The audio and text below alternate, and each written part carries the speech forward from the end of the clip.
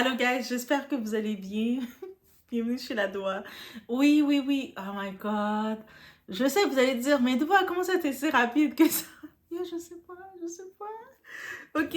En même temps, je vois les nouvelles qui passent, les actualités. Je me dis, je peux pas garder ça pour moi tout seul. On partage. Donc, oui, oui, oui. Et il y a une autre actualité encore. Ouais, ouais. Un autre témoignage qui vient de s'ajouter et c'est choquant. Et j'en profite déjà de dire, de mettre dans le spotlight les fils de Didi parce qu'ils ont fait une publication. Je comprends que c'est leur père, ils veulent défendre leur père. Oui, je le comprends complètement. Mais à un moment, ils peuvent le défendre en silence parce que là, ils essaient vraiment, avec tout ce qu'on voit. Là, ce que j'ai de voir, il faut respirer. Il faut juste faire un waouh, ça s'en va où? Ça s'en va où? Est-ce qu'on commence avec le tout ou pas? Je sais pas. Ça, c'est l'intro. Donc, on va déjà commencer avec l'intro. Donc, oui. Comme je vous ai dit, c'est un procès. Honnêtement, je ne sais pas si on va se rendre à ce procès. Pourquoi je vous le dis ça? Je ne sais pas si on va se rendre à ce procès parce qu'il y a des petits déroulements concernant Didi qui est en prison. Et puis, avec les expos, parce que vous voyez les premières petites têtes qui tombent, on a vu Chris Brown, par exemple, ils essaient de le faire tomber déjà parce qu'il était déjà avec son documentaire qui vient contre lui. Ils font tomber les petites têtes, mais est-ce qu'on va se rendre à certaines têtes qu'on s'attend? C'est pas dans le dossier de Didi, je pense que ça va se rendre. Et puis c'est pour ça que je me dis, d'ici le mois de mai, ces grosses têtes-là, ils sont prêts à tout pour le garder dans le silence. Parce qu'ils savent que rendu là, Didi va être prêt à tout pour essayer de sortir ou avoir une libération. Donc, il va pas respecter le code de la rue du silence. En tout cas, c'est quoi le code de la rue? Le silence de quoi? Mais bref, on est chez la Doua, it's about everything. On y va sans perdre d'instant.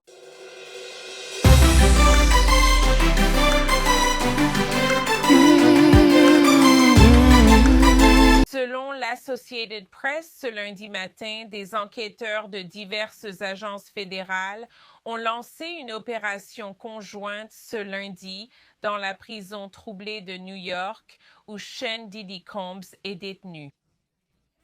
Les enquêteurs du Bureau des prisons, du Bureau de l'inspecteur général du ministère de la Justice et d'autres agences sont arrivés au centre de détention métropolitain de Brooklyn lundi.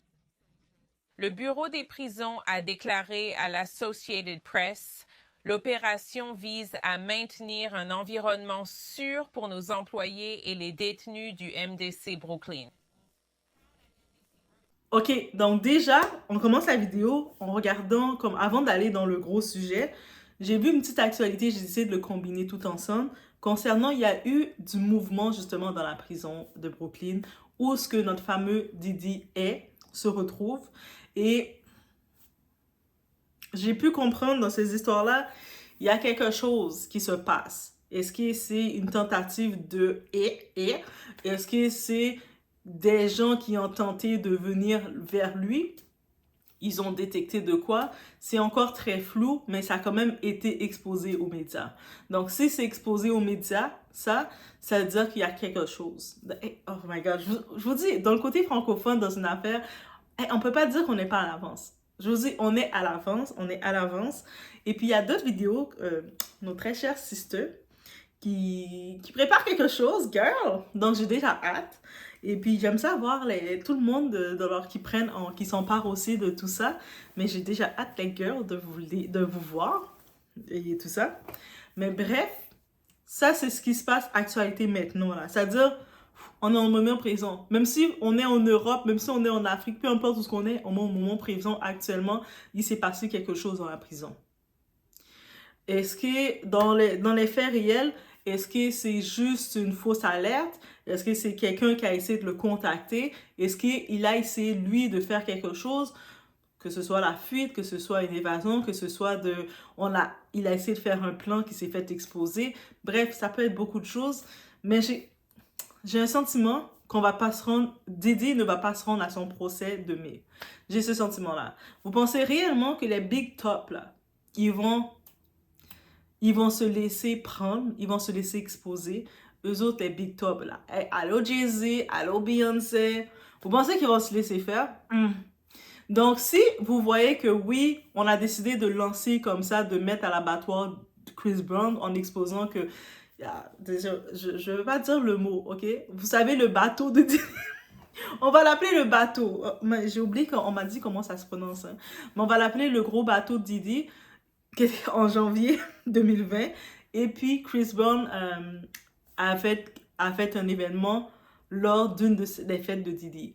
Donc, pourquoi vous pensez que ça sort? Chris Brown, on le sort et on l'expose comme ça, sachant que les avocats de Didi, ils ont dit, on refuse d'en parler. We not gonna talk. On va pas en parler de ça. Il se débrouille tout seul. Débrouille-toi tout seul, petit poussin. Débrouille-toi tout seul. Il a comme laissé partir Chris Brown. Il a ajouté Chris Brown de son bateau. Ça veut dire qu'il est en train de commencer à jeter les gens, de se vider de certaines personnes. Mais certains big top, eux autres, ils sont chauds là. Ils se disent, eh, ça veut dire à n'importe quel moment, il peut sortir ce mot. J'ajoute aussi dans le tout, qu'est-ce que j'ai vu, j'en profite d'ajouter ça. Il y a une vidéo, la vidéo de Beyoncé et Didi. Je sais pas qu'est-ce qui s'est passé, c'est quoi cette vidéo. On sait pas qu'est-ce qu'ils ont fait dans la vidéo. C'est une vidéo, ça se peut qu'ils étaient en train de manger, ça se peut qu'ils étaient en train de parler, ça se peut qu'ils étaient en train d'enregistrer une chanson dans le micro de Didi. C'est plein de choses qu'ils pouvaient faire. Mais cette vidéo étant, il y a des gens, certaines personnalités dans le Hollywood, dans leur monde, qu'ils ont mis un prix dessus. Je pense que c'est 10 millions, quelque chose comme ça. Mais c'est gros montant, c'est beaucoup d'argent. Mais c'est pas pour rien, c'est parce qu'on retrouve deux acteurs importants. Donc on retrouve Didi, Beyoncé, je sais pas qui d'autre était dans cette vidéo, mais les deux principales étaient dedans. Donc il y a certaines personnes dans l'industrie ou certains riches, c'est sûr les personnes doivent être très riches, qui a fait la demande d'avoir cette vidéo. C'est-à-dire, je me dis, s'il y a des demandes, on sait que Didi, il était un réalisateur, un producteur, il avait des caméras partout, il était en train de faire une réalité sans le consentement des gens. On a compris ça de Didi, mais là maintenant, il y a cette vidéo-là qui cause une certaine pression parce qu'il y a des personnes qui veulent cette vidéo.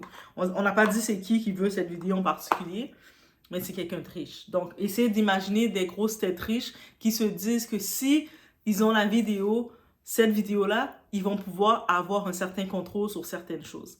Parce que c'est toute une histoire de contrôle. Si j'ai cette vidéo de toi, maintenant, toi, tu vas savoir que je possède cette vidéo, tu vas devoir faire ce que je veux.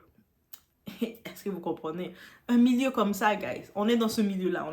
On n'est pas dans notre milieu à nous où on est en train d'aller au McDonald's, de choisir quel trio qu'on va prendre.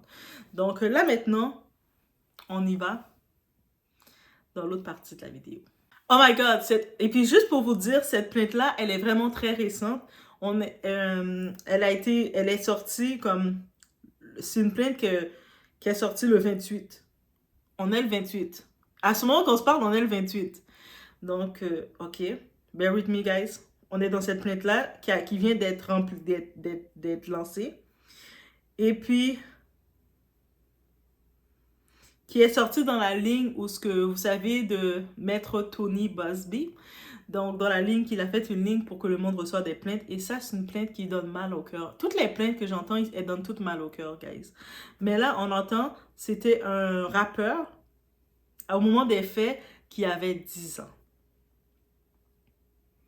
Vous avez compris. Vous avez très bien compris.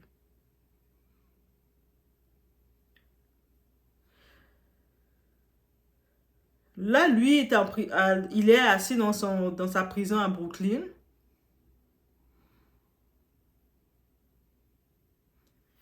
Ça s'est passé, cette situation a eu lieu dans un hôtel de New York en 2005 lors d'une audition. Donc, c'est un rappeur, donc il y a des talents qui chantent. Les chercheurs de Didi, les assistants, ils ont trouvé ça, 2-3 maquettes du petit. Ils ont dit, ah, ce petit a des talents. Pourquoi pas? Pourquoi pas? N'est-ce pas? Et les parents l'ont... C'était un aspirant rappeur. Est-ce que maintenant, aujourd'hui, les rappeurs... Donc, justement, on y va avec les faits de tout ça. Je suis en train de regarder quelque chose, guys. Ses parents l'ont accompagné. Donc, les parents du apprenti rappeur, ils l'ont accompagné pour l'audition du président de Bad Boy Records. Bad Boy dans le côté hip-hop, dans l'industrie black qui donne la chance à la communauté noire. Vous qui aimez dire Black Power. Donc les parents sont contents de se dire, c'est pas n'importe qui nous donne la chance à notre fils. Ça va changer notre monde. Ils prennent leur petit bout de chou, ils l'amènent dans l'hôtel à Manhattan pour rencontrer les exécutifs, donc Diddy avec ses associés, pour les rencontrer.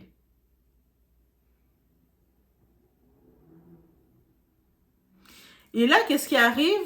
Quand les parents sont venus, je sais pas qu'est-ce qui s'est passé, ils ont dit, mais aux parents, c'est bon, tu peux le laisser, on va s'en charger de ton enfant, on va s'en charger. Et puis les parents, ils se sont retournés, ils sont allés faire leur truc, ils ont laissé l'enfant dans le lobby de l'hôtel avec Diddy.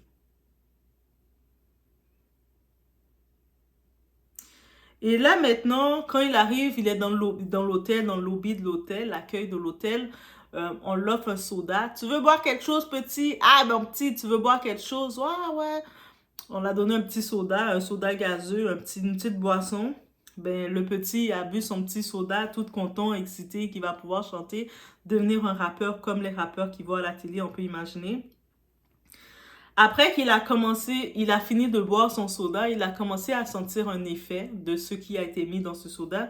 Il s'est senti bizarre. Il a senti un effet. Et comme, disons, qu'est-ce que tu peux comprendre? T'es comme juste, je me sens juste bizarre.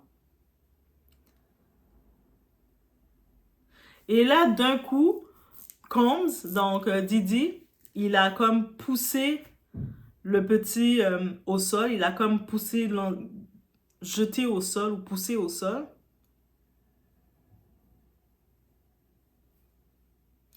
Et puis Diddy a pris son engin. Vous savez c'est quoi son engin masculin? Qu'il a sorti de son pantalon. Et il a dit à l'enfant de 10 ans, embrasse-le, embrasse ça, embrasse. L'enfant était comme, oh, mais non, je vais faire ça là. Non, dégueulasse. Et puis il a résisté. Donc il y avait quand même la résistance qu'il ne voulait pas.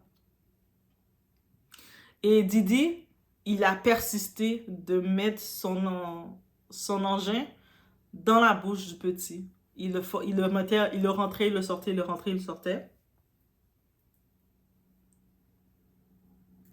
Et le plaintif, le petit, ben, à partir de ce moment, il était en pression. Puis imaginez, il a 10 ans, il est petit quand même.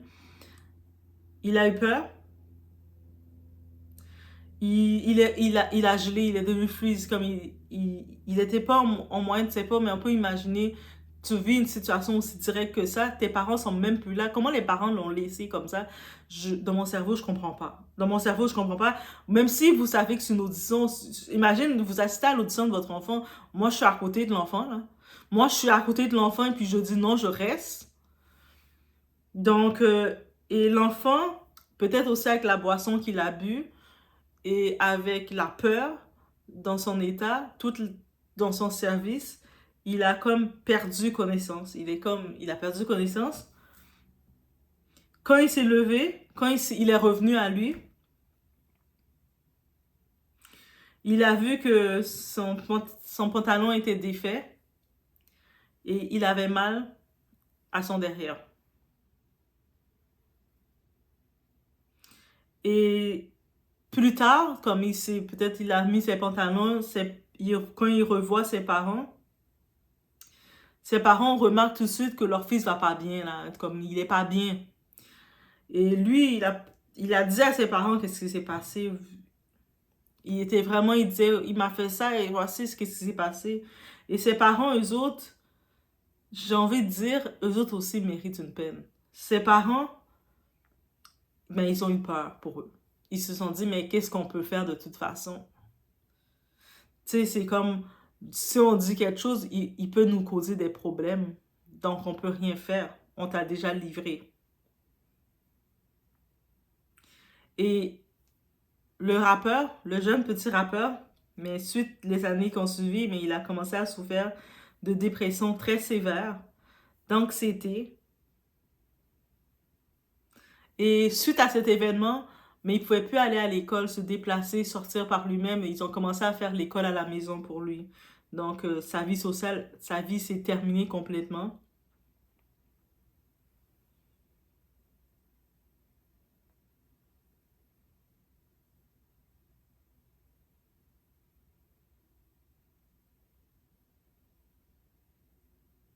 Et bien entendu, l'équipe de Didi, ses avocats, ils restent sur la même route. Ah, c'est rien, c'est la mauvaise presse, on est jaloux, le monde sont jaloux de mon succès parce que je suis un homme noir, c'est comme, c'est pour ça qu'on m'attaque, moi je suis innocent, c'est parce que je suis noir, c'est pour ça qu'on dit des choses comme ça sur moi je suis noir, c'est pour ça. Donc c'est la mauvaise presse, les jaloux. L'avocat il veut juste faire de la publicité concernant tout ça. Donc, pourquoi ils font ligne pour faire des témoins, des gens venir faire des témoignages? Pourquoi on affiche des témoignages au public? Ça devrait rester secret. Pourquoi vouloir afficher ça? C'est un secret. Le monde sont des jaloux. Parce que je suis noire. Mais c'est ça sa défense, gars. C'est pas moi qui le dis. C'est vraiment la défense de l'équipe de Didi. C'est parce qu'il est noir et toutes les accusations qui sortent actuellement, eux autres là, ils sont tous des jaloux parce qu'il est noir. Ça me frustre tellement. Ça me frustre tellement. Ça me frustre tellement. Bien sûr aussi, Didi continue de dire que il n'a jamais agressé personne. Moi, j'ai jamais agressé personne de ma vie. Moi, j'ai jamais trafiqué personne. Que ce soit un homme, une femme, adulte ou mineur. Jamais fait tout ça. Tout ce qu'on accuse là, moi, je suis un doux. Moi, je suis Didi. On m'appelle Daddy. Je suis Daddy.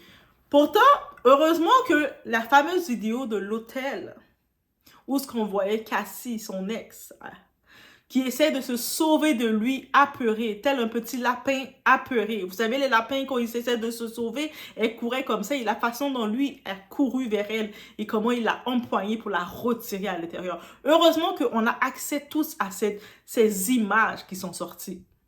Donc, bien entendu, si on n'avait pas ces images, on aurait tout pu dire vraiment, le pauvre Didi, on l'accuse.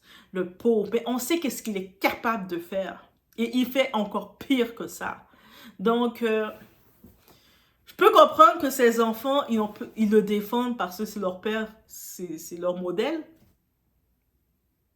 Mais à quel niveau on peut le défendre avec toutes ces accusations? C'est-à-dire, le défendre ou de donner un minimum raison, c'est de cracher sur tout ce monde qui se retrouve avec des séquelles. Des séquelles. Qui se retrouvent avec des traumatismes qui vont jamais partir.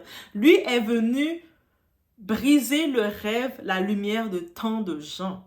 C'est comme juste d'imaginer ça, là. C'est aberrant. C'est aberrant. Donc, je vous laisse sur ce.